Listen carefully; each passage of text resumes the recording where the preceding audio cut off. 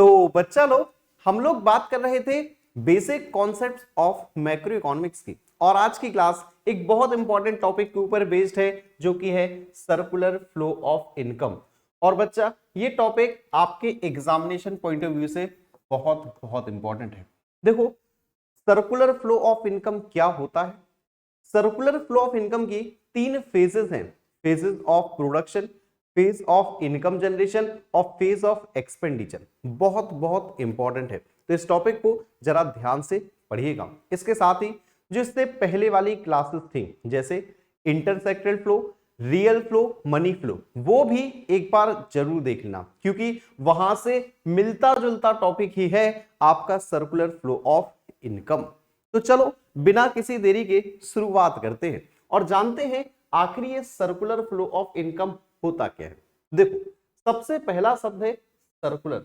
जो circular word है वो बना है सर्किल से। बच्चा, सर्किल तो देखा है ना, सर्किल। सर्किल का मतलब है जो चीज जहां से शुरू हुई वापस वहीं पर पहुंच गई, अगेन टर्न लिया, वहीं से फिर घूम के फिर वहां आ गई। मतलब जो कंटिन्यूअसली चलती रहती है, जिसका कोई अंत नहीं होता, एंड नहीं होता, वो होता है सर्कुलर यानी सर्किल। तो जो यहां पर सर्किल के फॉर्म में फ्लो हो रहा है वो फ्लो है इनकम का। यानी बच्चा, आपने सुना तो है पृथ्वी गोल होती है, ऐसा सुना होगा यार। जो चीज हम लोग अगर यहां से चलना स्टार्ट करेंगे तो घूम के यहीं आ जाएंगे, ऐसी बातें सुनी होंगी। ठीक है, अच्छा, एक दो डायलॉग और सुने होंगे यार। जो नोट हमने खर्च किए, सुना है ना, घूम फिर के यार वो चीज हमारे पास ही आ जाती है। सुनी सुनाई बातें हैं, ऐसा होता नहीं है यार, है ना। अच्छा, यहां पर है सर्किल के फॉर्म में इनकम। तो इनकम अगर यहां से शुरू हुई तो घूम फिर के इनकम यहीं आ जाएगी। कैसे आएगी, बात करते हैं। देखो, तो circular flow of income refers to the unending flow. Unending flow समझते हो, जिसका कोई एंड नहीं होता। ये वो इनकम है कंटिन्यूअसली इकोनॉमी में सर्कुलेट होती रहेगी। आगे आओ जरा। तो unending flow of the activities of, देखो अनएंडिंग फ्लो किस किस चीज का होगा? सबसे पहले प्रोडक्शन होता है, देन इनकम जनरेशन होता है, देन आपका एक्सपेंडिचर होता है। और यही तीन आपके फेजेस हैं सर्कुलर फ्लो ऑफ इनकम के। अभी एकदम डिटेल में पढ़ेंगे इन्हें, ठीक है। चलो, involving different sectors of the economy. Different sectors याद है, producer, house hold, government, rest of the world. Again यहां कहूंगा, government, rest of the world को कुछ टाइम के लिए भूले रहो, इस चैप्टर के लिए भूल जाओ, सिर्फ house hold sector, producer sector. तो हाउस होल्ड सेक्टर और प्रोड्यूसर सेक्टर के बीच में प्रोडक्शन होता है, इनकम जनरेशन होता है और एक्सपेंडिचर होता है। इन एक्टिविटीज को कंटिन्यूअसली फ्लो को ही हम सर्कुलर फ्लो ऑफ इनकम बोलते हैं। ठीक है, बेसिकली तो लिखा भी है the producer and the house hold in particular, यानी आपको मेन लेके चलना है हाउस होल्ड और प्रोड्यूसर। अब कैसा होता है सर्कुलर फ्लो ऑफ इनकम? ठीक है, क्या इसके फेजेस हैं, जरा ध्यान से समझिएगा। जैसे अभी बता तो चुका हूं, सर्किल के फॉर्म में फ्लो किस किस चीज का? प्रोडक्शन, इनकम जनरेशन और एक्सपेंडिचर। कौन कौन करेगा? हाउस होल्ड और प्रोड्यूसर। चलो एक काम करते हैं, सबसे पहले अगर कुछ होता है तो वो है प्रोडक्शन। सबसे पहले क्या होता है? Production of goods and services. ये होता है पहला काम इकोनॉमी के अंदर। प्रोड्यूसर क्या करेगा? प्रोड्यूसर हाउस होल्ड से कहेगा लाओ भाई फैक्टर्स ऑफ प्रोडक्शन दे दो। तो प्रोड्यूसर हाउस होल्ड से लैंड, लेबर, कैपिटल, एंटरप्रेन्योर ले लेगा। इनकी हेल्प से गुड्स एंड सर्विसेज का करेगा प्रोडक्शन। ठीक है, प्रोडक्शन होने के बाद यहां पर सेकंड काम जो होता है वो है इनकम जनरेशन का। सेकंड काम क्या होगा? इनकम जनरेशन का। अब बच्चा एक बार जरा सोचो तो, इनकम जनरेट कैसे होगी? इनकम जनरेट कैसे होगी? देखो यार, प्रोड्यूसर ने हाउस होल्ड से लैंड, लेबर, कैपिटल, एंटरप्रेन्योर लिए थे ना, तो बदले में प्रोड्यूसर को, हाउस होल्ड को पे करना पड़ेगा रेंट, इंटरेस्ट, प्रॉफिट, वेजेस। ये बच्चा हाउस होल्ड के लिए क्या है? इनकम है। पैसा आ गया। अब पैसा आ गया तो तीसरा जो काम होता है, तीसरा जो काम होता है वो है एक्सपेंडिचर, यानी खर्चा। तो जो हाउस होल्ड के पास पैसा आया है, क्या हाउस होल्ड अपने पास बचा के रखेगा? क्या हाउस होल्ड अपने पास बचा के रखेगा? अरे नहीं भैया यार, हाउस होल्ड को क्या चाहिए? Goods and services. तो हाउस होल्ड क्या करेगा? प्रोड्यूसर से गुड्स एंड सर्विसेज परचेस करेगा। तो अगेन पैसा किसके पास पहुंच गया? प्रोड्यूसर के पास। ठीक है, पैसा कहां पहुंच गया? प्रोड्यूसर के पास। ये देख रहे हो, अगेन प्रोड्यूसर क्या करेगा? गुड्स एंड सर्विसेज का प्रोडक्शन प्रोडक्शन करेगा, तो इनकम जनरेट होगी, इनकम जनरेट होगी तो एक्सपेंडिचर होगा, अगेन पैसा प्रोड्यूसर के पास। इसको ही कहते हैं circular flow of income. Circular flow of income, बच्चा ये चीज ध्यान रखिएगा। ठीक है, देख लो इनकम सर्किल के फॉर्म में आपकी फ्लो हो रही है। अच्छा, इससे रिलेटेड आपके मन में काफी सारे डाउट्स भी आते हैं। कुछ बच्चे कहते हैं सर, अगर हाउस होल्ड ने एक्सपेंडिचर नहीं किया तो, सपोज करो जो उसने इनकम कमाई है वो पूरी की पूरी सेव कर ले तो फिर तो गड़बड़ हो जाएगा। अरे बच्चा, हम ये मान के चलते हैं कि जितने गुड्स एंड सर्विसेज का प्रोडक्शन होगा उतनी ही इनकम जनरेट होगी, यानी रेंट, इंटरेस्ट, प्रॉफिट, वेजेस जाएगा। ठीक है, जितनी इनकम जनरेशन होगी हम मान के चलेंगे हाउस होल्ड कुछ भी सेव नहीं करेगा, पूरा का पूरा खर्चा होगा, और पूरा खर्चा होगा अगेन प्रोड्यूसर के पास उतने ही रुपए, ये आपकी प्रोसेस कंटिन्यूअसली चलती रहेगी। ठीक है, परेशान मत हो, जो आपकी नेक्स्ट क्लास होगी जिसमें ये चैप्टर समाप्त करेंगे उसमें मैं सर्कुलर फ्लो ऑफ इनकम की एजम्पशंस भी बताऊंगा, कुछ ऑब्जर्वेशंस भी बताऊंगा, कुछ उसके इंपॉर्टेंस यानी सिग्निफिकेंस भी बताऊंगा। तो परेशान बिल्कुल भी मत होना।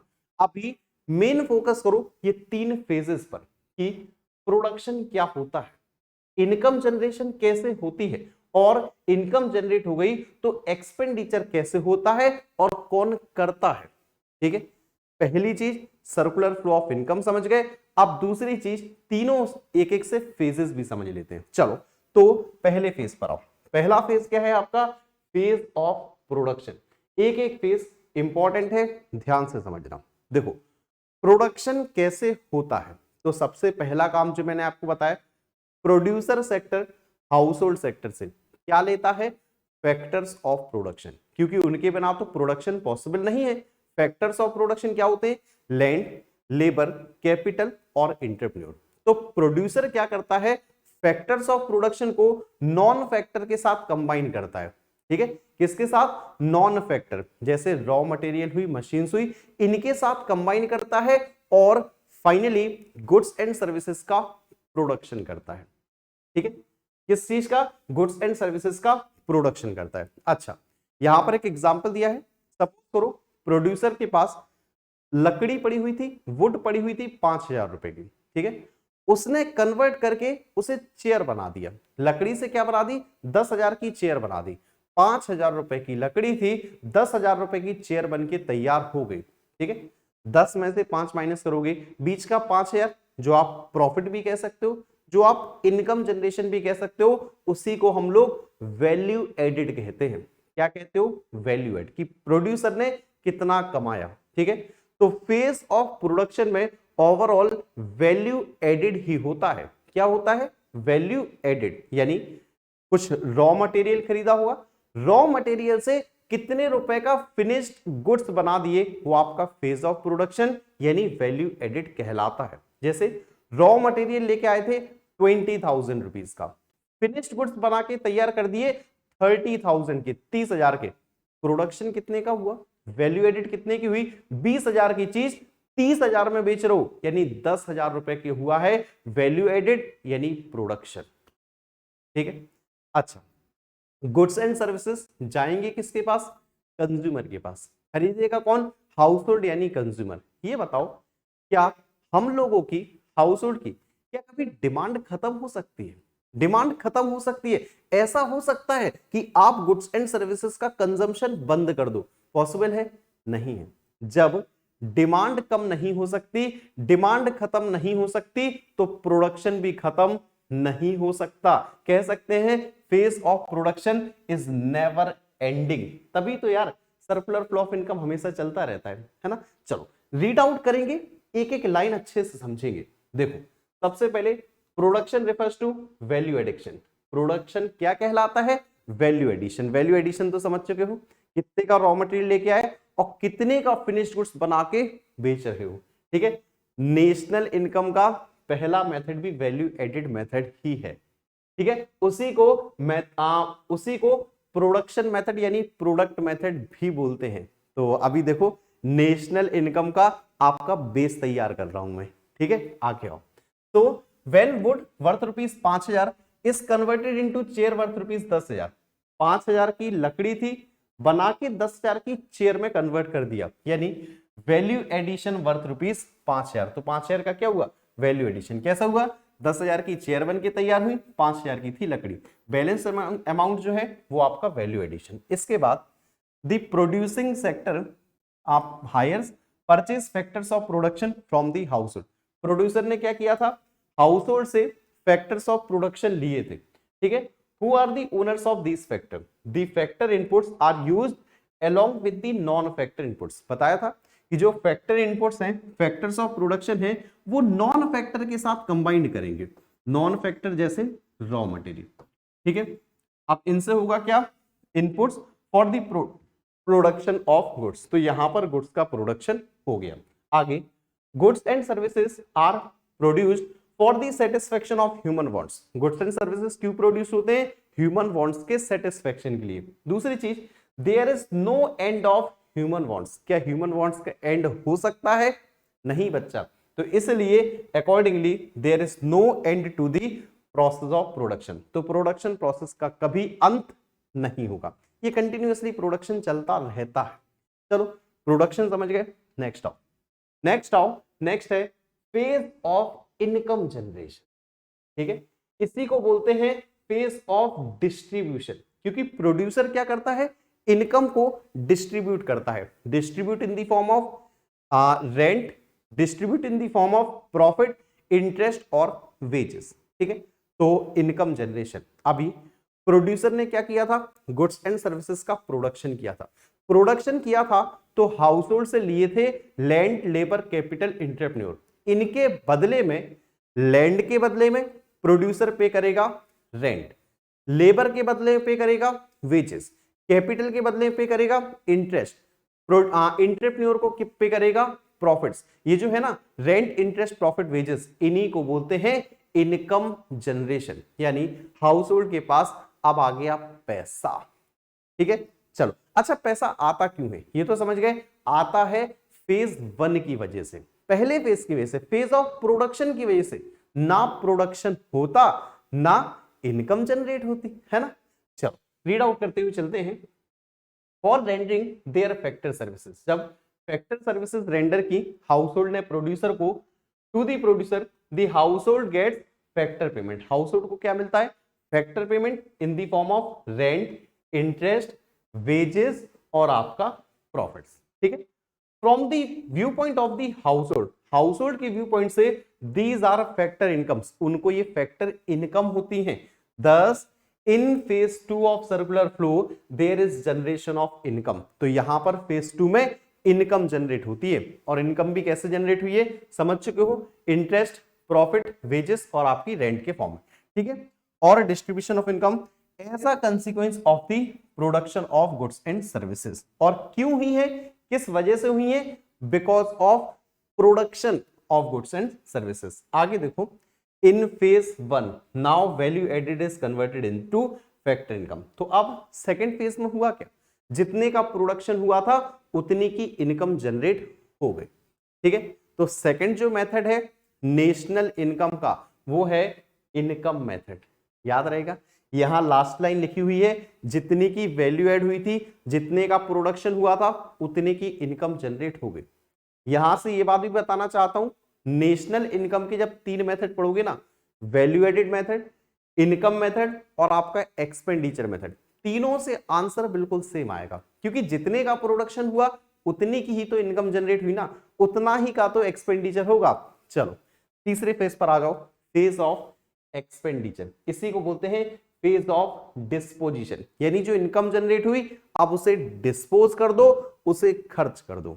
देखो तीसरे फेज पर आओ, हाउस होल्ड ने सेकेंड फेज में इनकम कमाई थी। ठीक है, अब हाउस होल्ड को चाहिए क्या, हाउस होल्ड को चाहिए goods and services for consumption. तो हाउस होल्ड क्या करेगा, प्रोड्यूसर से गुड्स एंड सर्विसेज खरीदेगा और बदले में जो इनकम पहले कमाई थी ना, अब वो पे कर देगा, जिससे बोलते हैं फेज ऑफ एक्सपेंडिचर या फेज ऑफ डिस्पोजिशन। ठीक है, रीड आउट कर लेते हैं। अच्छा एक चीज और, ये तो पता है ना एक्सपेंडिचर करते क्यों है, या एक्सपेंडिचर के लिए पैसा कहां से आएगा, वो आएगा फेज 2 की वजह से। हाउस होल्ड के पास इनकम जनरेट हुई तभी तो एक्सपेंडिचर कर रहे हैं ना। चलो जरा रीड आउट करेंगे। तो इनकम इज स्पेंट और disposed on the purchase of final goods and services. देखो इनकम कहां डिस्पोज होती है, for final goods and services. अच्छा एक चीज और याद होगी, स्टार्टिंग के चैप्टर की बताता हूं। देखो हाउस होल्ड जिन भी फाइनल गुड्स पे पैसा खर्च करता है क्या कहलाता है, कंजम्पशन एक्सपेंडिचर। प्रोड्यूसर जिन भी फाइनल गुड्स के ऊपर पैसा खर्च करता है क्या कहलाता है, इन्वेस्टमेंट एक्सपेंडिचर। याद रखना वही लिखा हुआ आगे।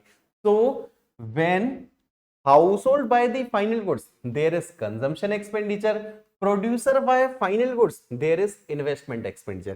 प्रोड्यूसर याद है ना, ट्रैक्टर खरीदता था, हार्वेस्टर खरीदता था, प्लांटेड मशीनरी खरीदता था, वो प्रोड्यूसर के लिए इन्वेस्टमेंट होता था, याद रखना। ठीक है, तो thus in phase 3 there is disposition और expenditure of income as a consequence of the generation of income in phase 2। तो phase 2 में जो इनकम जनरेट की थी उसी वजह से हम लोग फेज 3 में एक्सपेंडिचर करते हैं यानी डिस्पोजिशन करते हैं।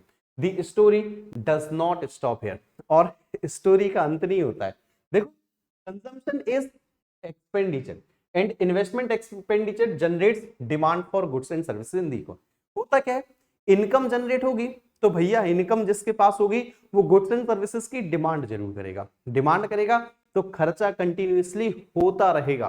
फेज 1 में बताया था प्रोडक्शन कभी समाप्त नहीं होगा, फेज 2 में बताया जब प्रोडक्शन समाप्त नहीं होगा तो इनकम समाप्त नहीं होगी, और जब कभी इनकम समाप्त नहीं होगी तो फेज ऑफ एक्सपेंडिचर भी कभी समाप्त नहीं होगा। तो कंटिन्यूअसली प्रोसेस है ये आपकी। दिस अगेन कॉज प्रोडक्शन, जिस वजह से होगा क्या, प्रोडक्शन होगा गुड्स एंड सर्विसेज का, consequently the generation of income, तो प्रोडक्शन होगा तो इनकम जनरेट होगी, और thus there is non-stop flow of production of goods and services, generation of income and distribution of income. Each flow keeps chasing the other flow, which is why there is circular flow। तो समझ चुके हो, एक जो flow है वो दूसरे flow को चेस करता है। प्रोडक्शन हुआ तो इनकम जनरेशन जरूर होगी, इनकम जनरेशन हुआ तो एक्सपेंडिचर जरूर होगा। तीनों फेजेस एक दूसरे से रिलेटेड हैं, एक दूसरे के ऊपर डिपेंडेंट हैं, इसीलिए तो पढ़ा था intersectoral interdependent, intersectoral flow, real flow, money flow. समझ गए ना बच्चा। तो ये थे बहुत important 3 phases, phases of production, phases of income generation और फेज ऑफ एक्सपेंडिचर। उम्मीद करता हूं आप सभी लोगों को समझ आ गया होगा। चैप्टर थोड़ा सा लेंदी था, काफी ज्यादा खिंच चुका है। इसके बाद एक लास्ट पार्ट और आएगा जिसमें एजम्पशन और ऑब्जर्वेशन और सिग्निफिकेंस, छोटी छोटी 3 बातें और करेंगे, चैप्टर हो जाएगा आपका समाप्त। देखो यार, मेरे पढ़ाने का एक उद्देश्य है कि मैं चाहता नहीं हूं यार कि बाकी टीचरों की तरफ 2 या 3 पार्ट में ही ऊपर से शॉर्ट में समझा के चैप्टर समाप्त कर दिया जाए। मैं चाहता हूं यार जितना पढ़ो अच्छे से पढ़ो, बिल्कुल डिटेल में पढ़ो। यार 12th क्लास में हो, अब वो आदत सुधार लो कि सर इंपॉर्टेंट पढ़ा दो, शॉर्ट में पढ़ा दो, बस हमारा जीवन बन जाएगा, एग्जाम में अच्छे नंबर आ जाएंगे ना भाई। अब वैल्यू बेस्ड क्वेश्चंस आते हैं, अब केस स्टडीज टाइप क्वेश्चन आती हैं, अब समझने वाले क्वेश्चन आते हैं। तो यार उसी प्रकार से आपको समझकर चलना पड़ेगा, डिटेल में पढ़ना पड़ेगा। तो चलो बच्चा लोग, आज की क्लास में फिलहाल तो इतना ही, ठीक है। तो कहीं कोई डाउट, कहीं कोई समस्या, कहीं कोई दिक्कत, तो बच्चा लोग आप सभी लोग मुझे इंस्टाग्राम पे फॉलो कर सकते हो। बाकी ये सारी बातें हैं, हर क्लास में बोलता हूं, नोट्स चाहिए, क्लासेस चाहिए, MCQs, important questions, live doubt clearing session, तो आप हमारा play store app Jhansi institute of commerce download कर सकते हैं और कोर्स को सब्सक्राइब कर सकते हैं। तो चलिए, आज की क्लास अटेंड करने के लिए आप सभी लोगों का बहुत बहुत धन्यवाद। मिलता हूं नेक्स्ट सेशन में।